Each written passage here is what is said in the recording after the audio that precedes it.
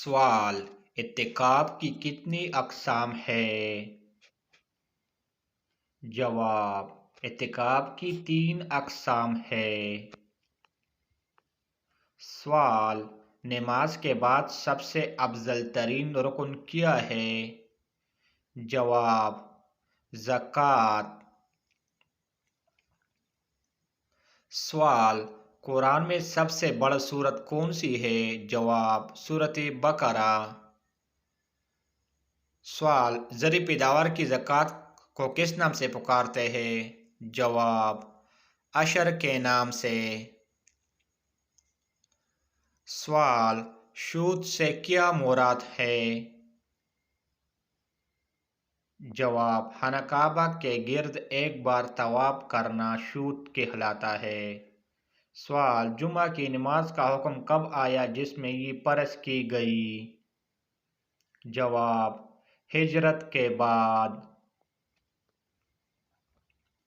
سوال: اسلام کے کن رکن کو آنکھوں کی ٹھنڈک کہا جاتا ہے؟ جواب: نماز کو۔ سوال: وہ کون سی عبادت ہے جس کے بارے میں اللہ تعالیٰ نے فرمایا کہ میں خود اس کا اجر دوں گا؟ جواب: روزہ۔ سوال: کم سے کم کتنی نمازی ہو تو باجماعت نماز ادا ہوتی ہے؟ جواب: 2 نمازی۔ سوال: اسلام کے کس رکن کو ڈال کہا جاتا ہے؟ جواب: روزہ کو۔ سوال: قرآن مجید میں کتنی مرتبہ نماز کے ساتھ زکوٰۃ کا حکم آیا؟ جواب: 32 مرتبہ۔